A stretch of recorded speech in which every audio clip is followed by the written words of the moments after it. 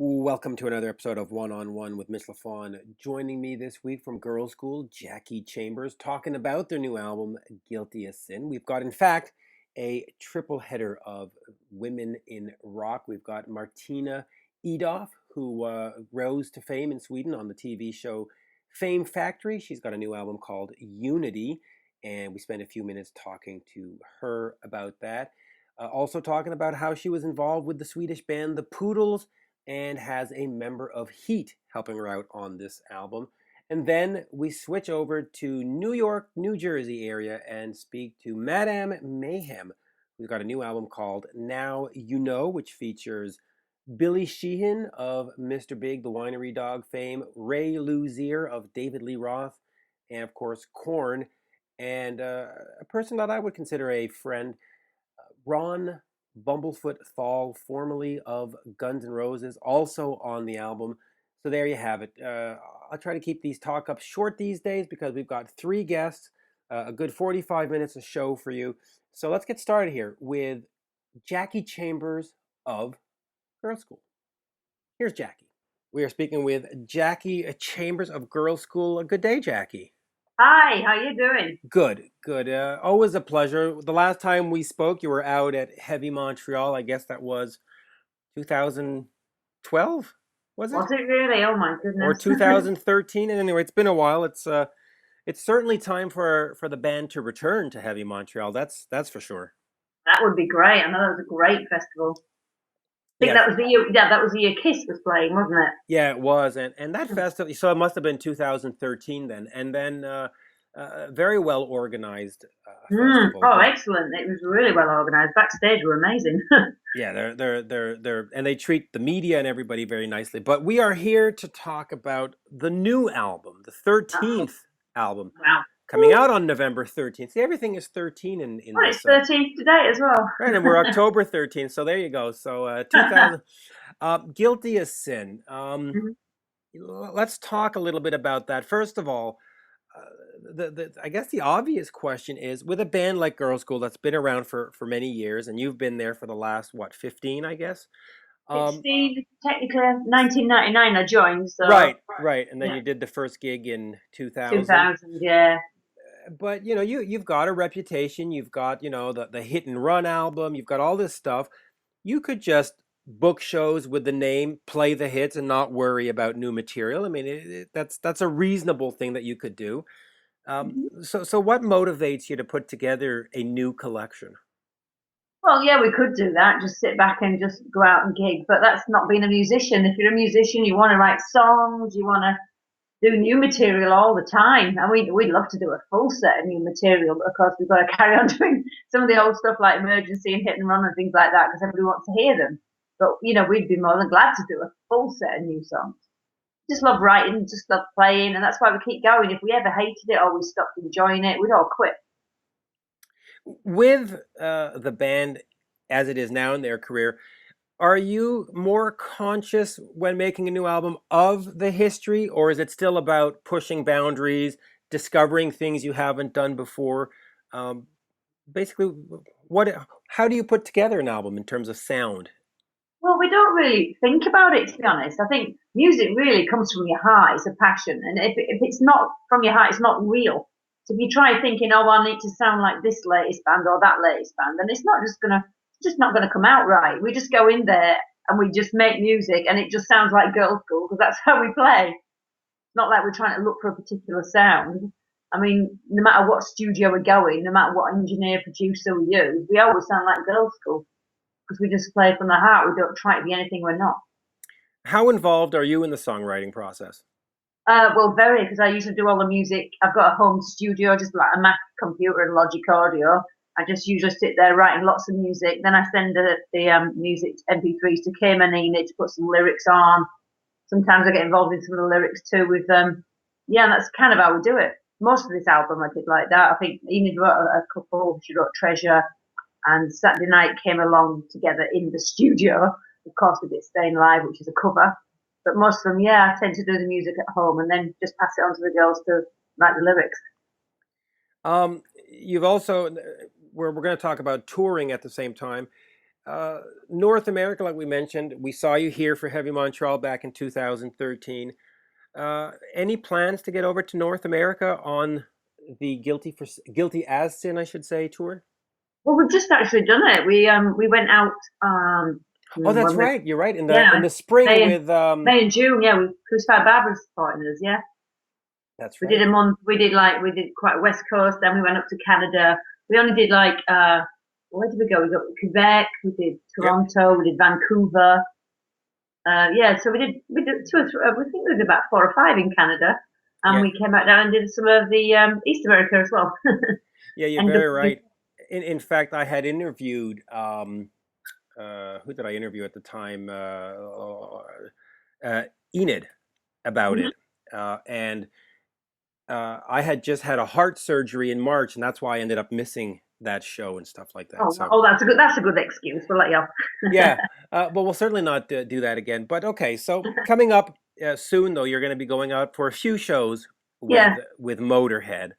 that's Um, right. Again, talk to me a little bit about the relationship with Motorhead because you did have Phil and Lemmy play on the Legacy album from 2008. and Uh, Eddie, and Eddie played. oh, did he really? Yeah. Yeah. So you've had a great relationship with the band. Talk to me a little bit about that, about Lemmy and Motorhead and the tour, the upcoming tour.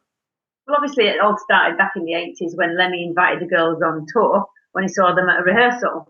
And ever since then, I suppose they've treated us like their little sisters. And we played a lot of festivals with them.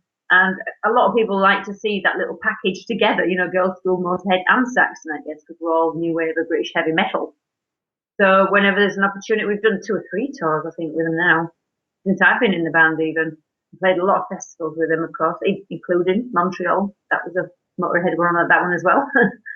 So yeah, we just got a special relationship with them. We sort of see them all the time at gigs. If they come to London, we go see them and hang out. Just try to keep in touch. It's usually on the road when we see them though. Yeah, which is well, and it's good to. Any concerns about Lemmy's health though? Because I just saw them in Montreal. They had canceled a few shows before Yeah. getting here. Whoops. All right, I'm just putting the power back on my computer. No worries. Before battery goes, you have run out. Yeah, we don't need that happening, No. especially with the joys that sometimes is the Skype interviews. Oh, yeah. Any concern about the tour being postponed or canceled, or is that something you just don't worry about at all? Well, we're not worried about that. I mean, we just want Lemmy to be healthy. If he doesn't want to do it or he's too ill to do it, that's something that's completely understandable, obviously. His health comes first. He's cancelled a couple of shows in America, I believe, but seems to be doing okay now. He had a lung infection, they're saying, so that would be quite severe. Yeah, and we certainly wish him the best. Oh, absolutely. I want to talk to you about the Hit and Run album. You were part of the Hit and Run Revisited album that came out in 2011. Uh-huh. That, of course, is their landmark album. One of those albums that sort of transcends genres, where it just became very popular. How was it for you going in and recreating that? Was there any hesitation when the girls said, "Hey, let's do this"? Did you sort of say, "Okay"? So talk to me about that. I was quite nervous actually when they first suggested it. I thought, well, why? It's been done. It was like a classic album. It went gold in Canada. Why are we doing it again? And then, the record company thought it was a good idea. And I thought, well, actually, we do most of the songs in the set anyway, so it didn't really mean we learning many more. There were only a few more to learn. So we thought, why not? And if it don't work, it don't work. But we had a good time doing it, actually. It was actually good fun. There was a lot of reminiscing going on, Denise and Enid and Kim, talking about how they created when things like Future Flash with all the backward things going on and then all the different things we do now, because we realised that we played the songs and they've kind of moved a little bit, they've developed a little bit, or we've changed little things, or we do them a lot faster. And we were laughing that some of the songs from the 80s version, we sounded like chipmunks. They sounded like chipmunks singing, they sounded so young. And of course, we got Denise at the beginning snoring because she managed to fall asleep while me and Kim were going for it. Drummers. But the album did, of course, feature Kelly Johnson singing on a few tracks. Um, was there a discussion of, we don't redo those tracks, or because now you're giving a new voice? No, no, because like I say, we did most of them live. I mean, Okay. Hit and Run, Kelly sang originally, but for the last 16 years I've been in the band, Enid's been singing it. So I know Hunter, Kelly sang, Kim sings it live. So, that sort of thing. So we didn't really have to change much. Just between the two, they sang, and then Tush, the three of us sang a verse each. So it was easy to work out, really. How has it been for you being in the band, coming in after sort of the heyday? Talk to me about being in Girlschool. Well, I met Kim in 1995 Right. when she entered an advert. And of course, I was in a punk band at the time. I'd never played a lead guitar solo in my life. I hung out with all the girls, and I've become really good friends with them all, and hung out with Kelly and Denise quite a bit, because they lived together at the time. And we lived very close to each other, so I just became really good friends. And of course, Kelly wanted to leave at that time, so she kept saying, "You should join, you should join." I said, "Nah, nah, I don't play lead guitar," and I didn't take it very seriously. So when I did join, Kelly sort of showed me a few things. Chris showed me how to play a few things, because I lived 2 streets from Chris and Archie, which were handy. So yeah, I joined, and it was like, I didn't really think it was going to do much, because at that point they were only doing a few gigs here and there and everywhere. And then they got offered a gig in Wacken, playing Wacken, which is like huge, as you know. Yeah. And it was going to be my first gig, and I was like, no way! That was 1999. So I said to Kelly, you do this one, and I promise I'll take over from that. So that's when I came into it. And then, of course, when Enid came in 2000, things just escalated, because we had this new enthusiasm that we wanted to play again. Whereas Denise and Kim had been together so long anyway, they were like taking the gigs when they were offered, but we went looking for them. Then we got a manager, and me and Enid did it ourselves to start with, and then we got a manager, and we just started doing more and more gigs, and then recording, and the rest is history. Here we are, 16 years later, And still doing it. still going strong. Now, you've also been associated with the band Blitzkrieg. Is that something that's still ongoing?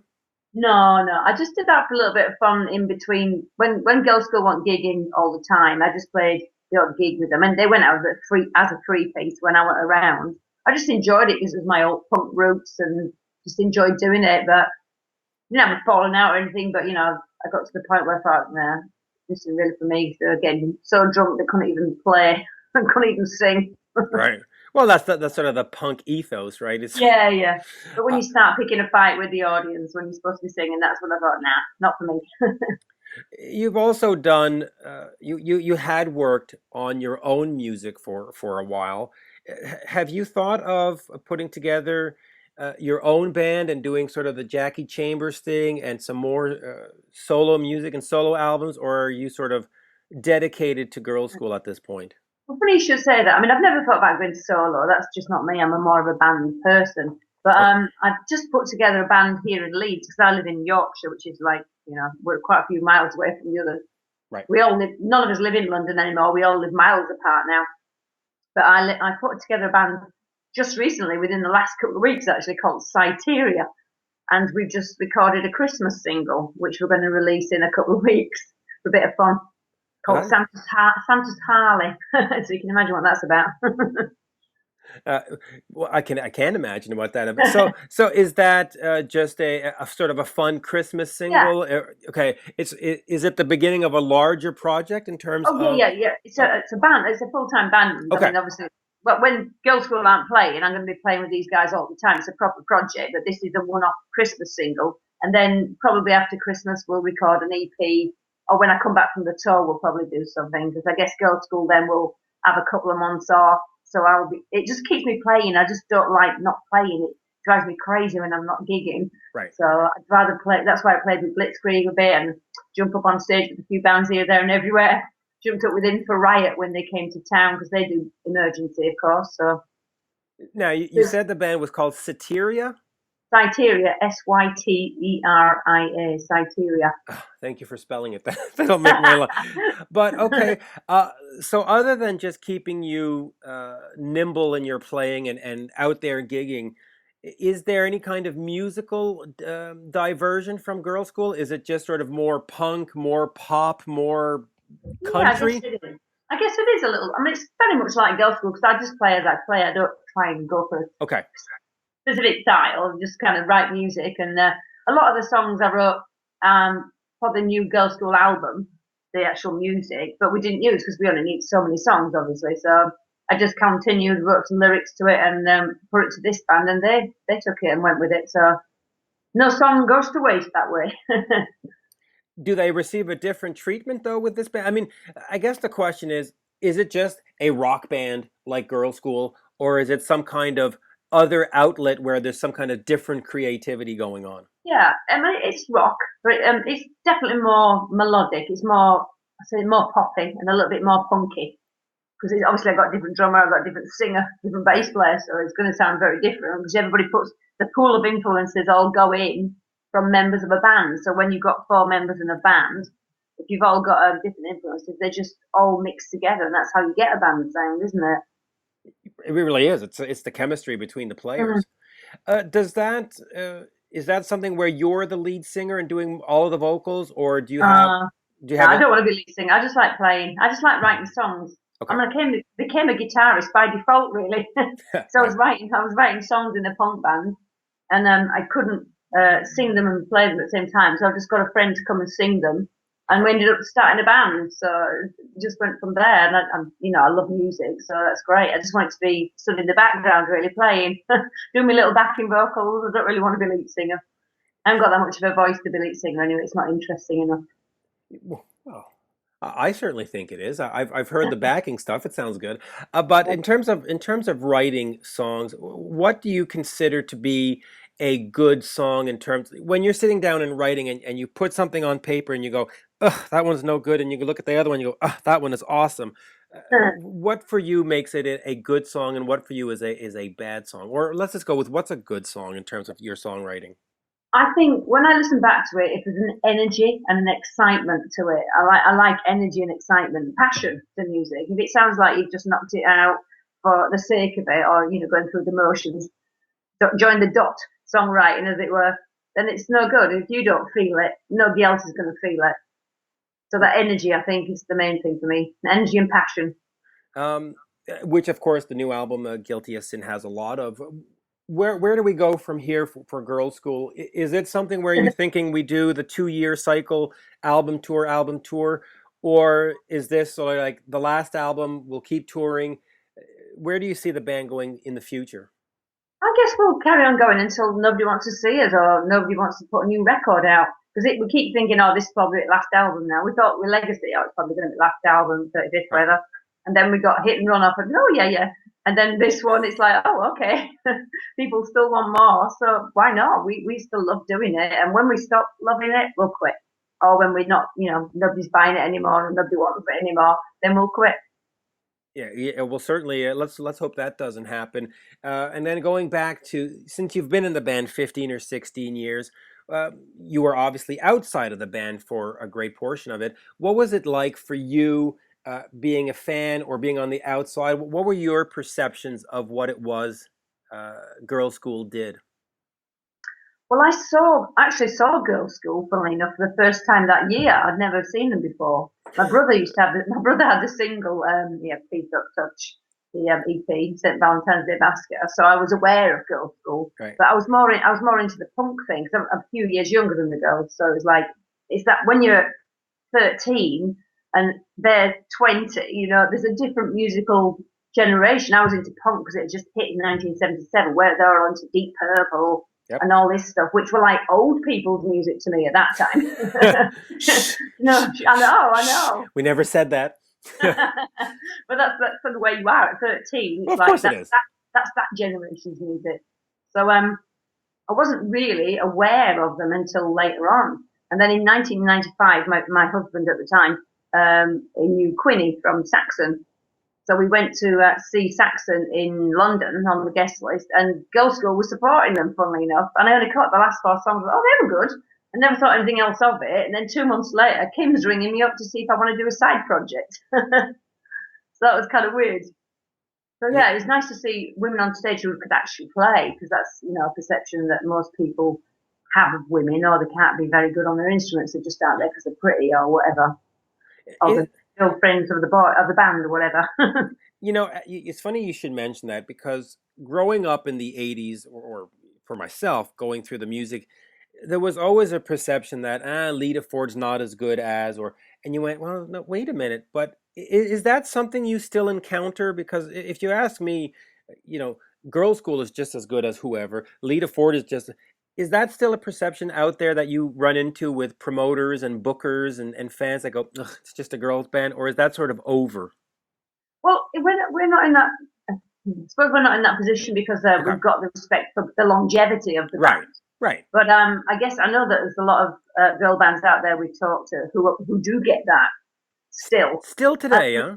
yeah, still, yeah, it's quite sad, isn't it? And I think Well, it's mind-boggling. it Just is. it doesn't make sense. But okay. Well, I know for a fact. Well, years ago, I was in a band called Virago, which is an all-girl band. Sort of start off with it put together by a manager, and then we sort of dumped him, and I carried on and put some more people around me. And it was like we had a great band there, and we got I sent in a demo to a couple of record companies at the time, and put no picture in there on purpose, just to see. It was almost like test the water, you know, see what they thought. And obviously, they rang me the following week, and they said, "Oh, we really like the band. We want to come see you live. I presume you're the singer." And I thought, well, how insulting is that? Because I'm female here. Just assume that the rest of the band is male, and I'm the singer who's answering the phone, whatever. And I told him, "Oh, no, no, I'm the guitar player." And there was silence. And he goes, "Oh, so there's two girls in the band." I went, "No, no, no, there's four." And there was silence again. He goes, "Oh, an all-girl band." I went, "Yeah." So it was kind of weird, even back in, what was that, 95, I think that was just before I met Kim. Wow. So even then, you know, they were still like an all-girl band. Oh, but they couldn't tell that we were an all-girl band by a demo, you see. And that was my point. I didn't send a picture in on purpose because I thought that would prejudice them straight away. Oh, it's an all-girl band. We won't bother listening to it. Right.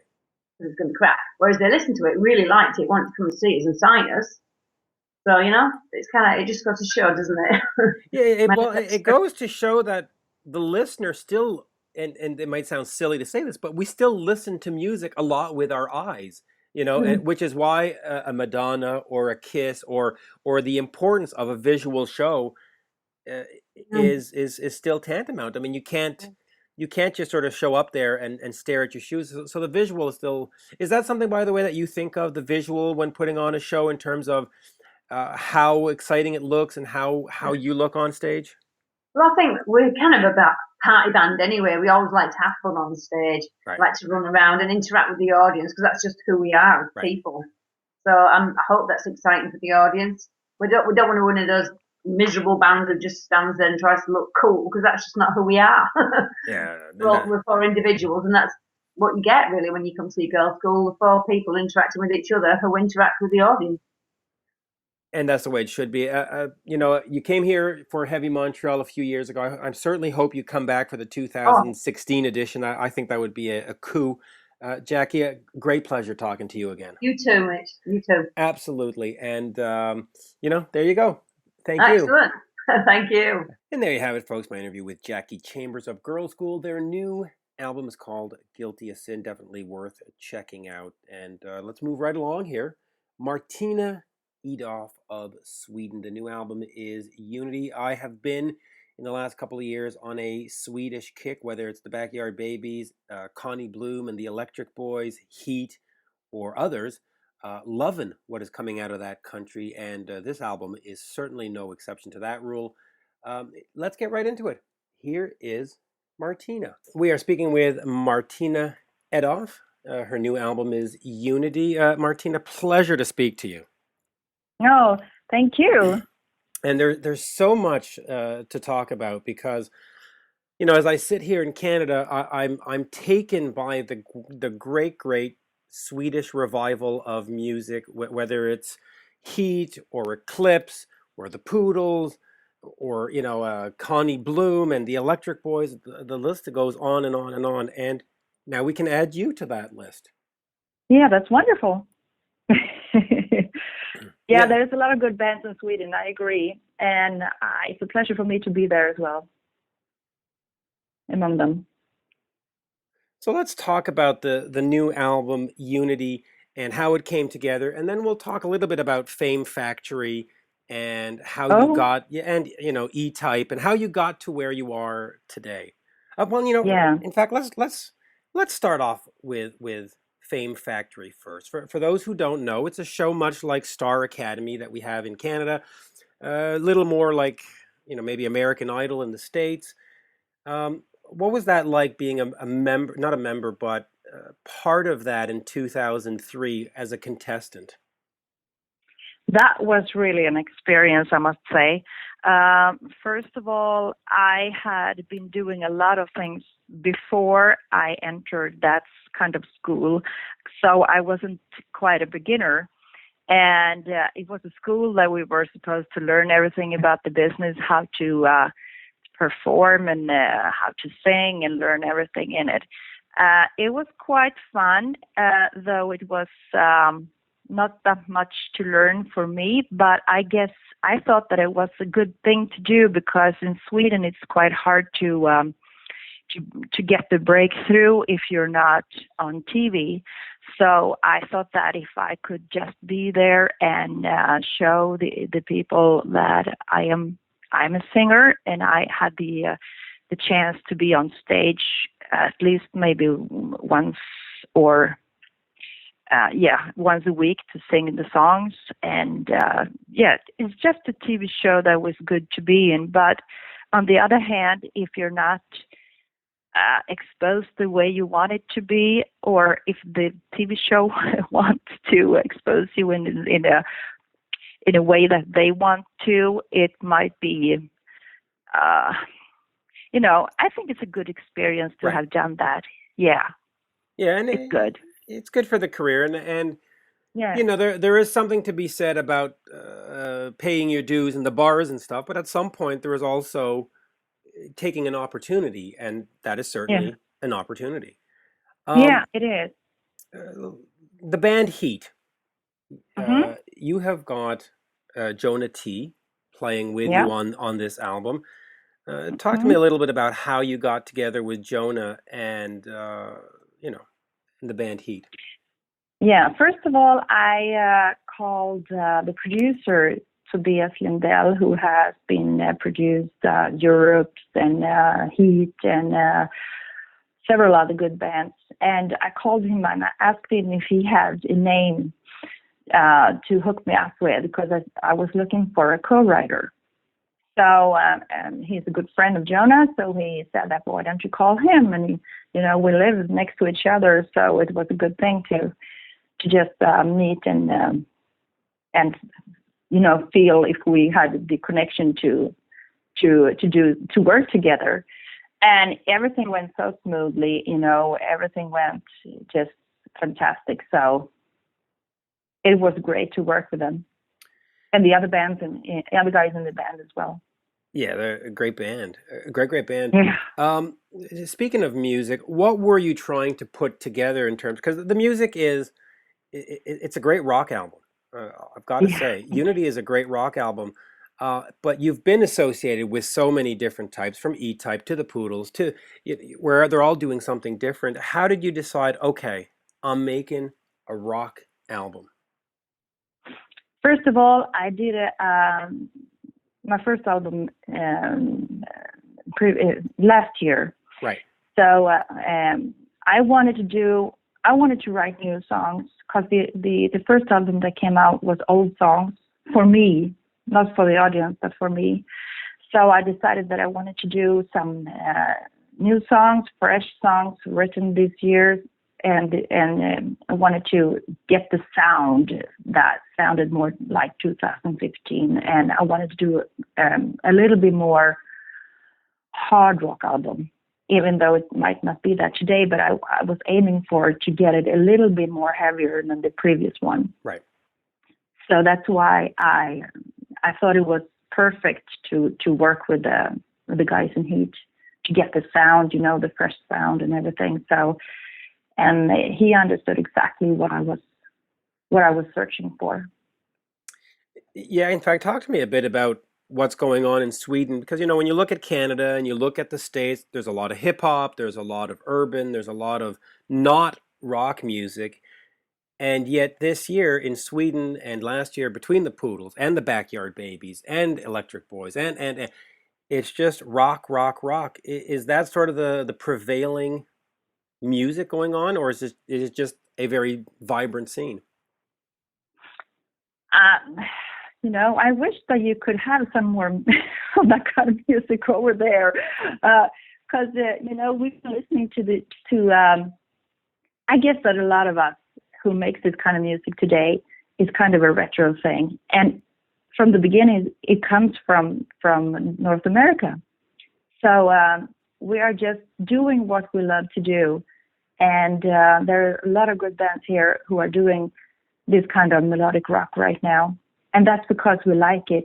And hopefully there will be a lot of new fans from even from your part of the world. Even you say that there are a lot of people listen to hip hop and so on. It's horrible. But hopefully they will like this too.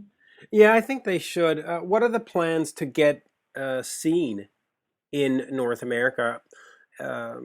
In terms of there was the tour with Epica, which sort of went. But what are other plans to get the music to the North American audience? We are looking at the moment for maybe some festivals coming up. I don't know exactly what's going on there, but hopefully we're coming back real soon. I don't know today because I don't have anything on schedule yet, but hopefully we're coming back because I really want to go there again. I was there before the album was released, so now it would feel a lot better to come back, and hopefully people have heard it. Yeah, well, it would be nice. In Montreal, there's the Heavy Montreal Festival. That's definitely one for you. You've been associated with a band I've mentioned, the Poodles. Yeah. Tell me a little bit about that association. I think you named the band, if I'm not mistaken. That's right. I came up with the idea in 1999 when I was on a vacation with my then boyfriend, and I said to him, while we were listening to a band with Thailand guys, they were from there and they played that kind of music, the Right. 80s classic rock music. And at the time in Sweden, nobody listened to that kind of music anymore because everybody was into this grunge or whatever it was, hip hop and everything. So I said to him, why don't we do that back in Sweden? And he said that no, it's never going to work. Nobody listens to that kind of music anymore. So that's the reason I want to do it, I said to him, because I know that everybody still likes it deep within, because they don't want to admit it. So we did that just for fun, We dressed up with the wigs on and makeup on the guys and everything, and we did kind of as a cover band, right, with all these classic songs. So, and everybody, of course, liked it. So we were touring in Sweden for a couple of years, and then I dropped off. And they continued to, they found another guy, Jake, right. And they continued to do the same thing until they had their breakthrough in 2006. But I came up with the idea and I came up with a name, that's right. But I was only there in the beginning. Yeah, I know you were only there in the beginning, and the last time I spoke to Jacob Samuel, I mentioned the name, and for North Americans, it's sort of an unfortunate name because you go, the Poodles, really? Maybe if they had a more rock name, but great band. I love that band. Going forward into the future, more albums like Unity that have that harder edged rock, or at some point you want to explore some of the other music you've been associated with, whether it's the E-type sort of Euro dance stuff or no, so just hard rock.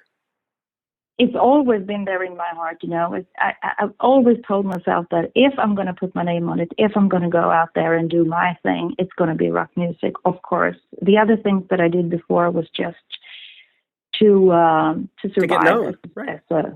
as a freelance singer. it seems as though you're somewhat dismissive of the stuff you've done in the past, I should say. Um, Embarrassing to you, or is it just? I mean, you had to do it to survive. It's perfectly normal, right? Yeah, it's not embarrassing at Okay. all. It's a huge experience for me because Okay. I did a lot of things on so many stages around the world. I've been traveling around the world singing, but I was just a backup singer, and I can see myself as an instrument when I'm a backup singer. But when I do my own thing, I have to, um, if I'm on the front singer, I have to sing, I have to mean what I sing, and I have to do it all the way. Because that's when I say, if I do something on my own, I have to do what I really love to do. Yeah, and it's a great challenge to be upfront. Martina, it's been a great pleasure speaking with you today. I'll tell, of course, folks to head over to martinaedoff.com, pick up the new album Unity, which I've listened to. It is fantastic. Great pleasure. Thank you so much for having me. Thank you very Absolutely. much. Thank you, Martina. Thank you. Bye bye now. Farvel. Bye-bye. And there you have it, folks. My interview with Sweden's Martina Edoff. The new album is Unity. Definitely worth checking out. But let's come back stateside and speak with Madame Mayhem. The new album is Now You Know, featuring Ron Bumblefoot Thal, formerly of Guns N' Roses, on guitar. We've got Ray Luzier, who spent some time with David Lee Roth and is currently in Korn. And it was all masterminded, if you want, or put together with the help of Billy Sheehan from Mr. Big and the Winery Dogs. Let's get right into this. Here is Madame Mayhem. Enjoy. We are speaking with Madame Mayhem. The new album is Now You Know, featuring the likes of Billy Sheehan, Bumblefoot from Guns N' Roses, Russ Parrish, of course, from Steel Panther, and Ray Luzier. How you doing? I'm good. How are you? Good. Pleasure to speak to you, by the way. I've had a chance to hear the album. Uh, just a great rock album. Thank you. Tell me about how it came together, and then we'll talk about some of those notable guys. Some of them are in fact, personal friends of mine. But how did you get the songs together? Well, Billy has been a mentor of mine for a few years now, and we were just writing whenever I was in town in LA. And, after a few back and forths, we were like, why don't we just make an album out of it? And we did. So we wrote a whole bunch of songs, and then I got to write a few more with Corey Lowry, which also made the album. And we just kind of put it together, and now it is what it is. And I am so proud of it, and I love how it turned out. What was the relationship with Billy before that? Was it um, just a working relationship where he uses you as a songwriter? Is it just two friends hanging out? Yeah, he really was a mentor. Okay. I've been at this for a while now, just trying to break into the industry, and him being who he is and such an amazing person and performer, he was really able to give me advice whether it was me working on things previous to this, and he and his wife are amazing people, and they're kind of like big bro, big sis out in LA for me. So because I'm New York based, so whenever I go out there, they're kind of my family out there, and the stuff we were writing was really powerful to me, and I really just wanted to work with him and get an album out there. And luckily, he likes my voice and said, "You know what? Let's do something." Yeah, I love Billy. I've known him for many years. He's a great guy.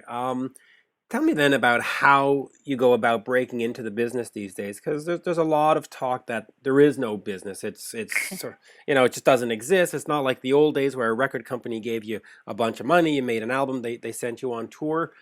What exactly are some of the struggles you've had to face to get this album made and sort of get heard? Yeah, I'm still figuring it all out, to be honest. It really, apparently the model has changed since it's heyday, but people are still going out there and touring and making things happen. So it's just a matter of, figuring out, okay, you can't go through this way, go through that way. Okay. And I don't think it's one direct way now. Maybe it was like that before, but now it's kind of, build a grassroots base and really have people that relate to you and what you're doing, and then grow from there, basically. Is it harder for you, or have you sensed that it's harder as a female artist, or is that sort of doesn't really matter anymore? I mean, I don't really pay attention to it. I haven't really faced that head on. So I'm not sure actually, but I do hang out with a lot of dudes in this industry. There are a lot of guys. So whenever you see a fellow chick, you're like, oh, okay, there you are. And, you know, there's like that instant camaraderie right there. But I mean, I don't mind it. You know, I've been hanging out with dudes as my friends for most of my life. And, you know, when you share a van with a bunch of guys, you kind of turn into one in your own head. So it ends up working out. It does. Yeah. Tell me a little bit about the history.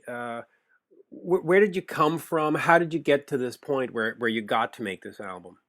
Well, I am from New York City, Right. and I grew up around the Jersey area, and I was doing music, writing music, singing, dancing, acting my entire life. I went to school for it. It's been my passion since as long as I can remember, and hard rock and heavy metal have also been my passions for as long as I can remember. So Right. even growing up, like learning classical music, I was still, you know, whenever there was a break, I would be listening and to my iPod or whatever it was and listening to hard rock and heavy metal.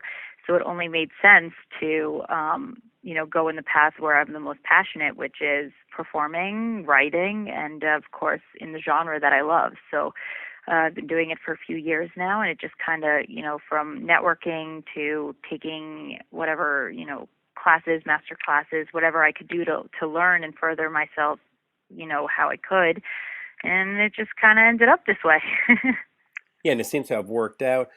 In order to make it in the industry, though, have you considered, or was there any talk, you know, whether it's with yourself or with friends that say, okay, listen, hard rock is tough to get into. The marketplace is somewhat limited. I'll go do dance music. I'll go do pop music. Or is it, it's going to be rock or nothing? Yeah, I mean, as a songwriter, I actually write in many different genres. And a couple of years back, there was the opportunity to pursue a pop career. I mean, me looking the way I do, my style, my whole everything, I'm just immersed in hard rock and heavy metal just as a person on the street, you know? So even though I write in all different genres, when I had that opportunity, I kind of took a step back and was like, I know that the rock world might be harder, maybe, but I didn't care, because if I wasn't going to be happy in what I was doing, and, you know, whatever the struggle would be, if I wasn't doing it for a cause that I was obsessed with, then there's no point. So I really just took a step back and was like, okay, let's reroute, and I want to go back to my hard rock and heavy metal roots. So there was that temptation there, with the quote unquote easier way. Whether it is or it isn't, I don't know, but I'm definitely A, glutton for punishment, and B, I love this genre, so I wouldn't really want to do anything else. Yeah, and we need more new rock stars, which is always important. So let's look at some of the classic rock stars that are here with you. You've got Ray Luzier from Korn, Mm-hmm. who is one of the nicest people I've ever had a chance to meet. Mm-hmm. Tell me about getting him on the album and playing drums for you. Well, Billy reached out to him because we were trying to think, okay, now that these songs are written, who would be the best people to execute it in the way that we wanted, you know, our songs to come to life. And we reached out to Ray, and obviously I'm a huge fan of his anyway. And we sent him some of the tracks to check out, and he was interested. And I'm so thrilled he was, because those drums are incredible on the album. I mean, honestly, bass drum section, I can't get over it. Actually, all the instrumentals on here, as much as I'm the singer and, you know, majority of the lyrics, you know, it's me. I like the instrumental breakdowns. I'm more into what the other guys are doing. It's so great. So I mean, they nailed it, all of them. And Ray with the double bass, I mean, that's my favorite thing. Yeah, Ray is incredible talent from his days with David Lee Roth to Korn and everything else. Mm-hmm. Ron Bumblefoot Thal, another guy that I've known. Another one of these nice. I mean, this is like the collection of the nicest people you could ever meet on this album. I got really lucky, because not only are these some of the most talented people in the industry, they're also really good people. Yeah, humble as the people. So I hit the jackpot for sure. So talk to me about Ron. You know, a few years ago, I had done an album, and I had Ron come and do a solo on it, and he took 2 takes. You know, he got the song and sent it back finished. Was that sort of your experience with Ron, where he just sort of lays it down and it's perfect? Yeah, that actually, you know, we sent him the tracks, and we were like, this is kind of what we're going for, and I mean, we didn't have to really instruct at all. He just laid down some killer parts. He even did a fretless guitar solo on one of the songs that I cannot get over. It's on Witchcraft, and it's so cool. And yeah, I mean, as soon as I heard them, I got so excited every time I heard a new solo that it was just good to go. Yeah, Ron is just is that talented.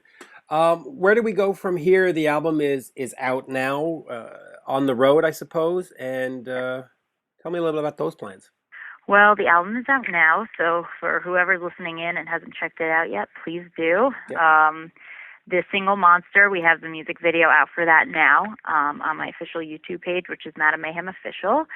And basically, we are currently in the process of booking dates for next year to go out and play live, because that's really one of my favorite things to do in the whole world, which is to perform live. The stage is my home, and I love it. And we have a small show coming up at the studio at Webster Hall on November 18th with a whole bunch of acts, but we're gonna really focus our efforts on booking things for starting beginning of next year, and hopefully we'll hit a city near everyone if we can. Yeah, and I'd certainly love to see you up in Montreal. So, of course, the album is Madame Mayhem. Now you know, a great piece of rock and great musicianship on it. Great pleasure speaking with you today.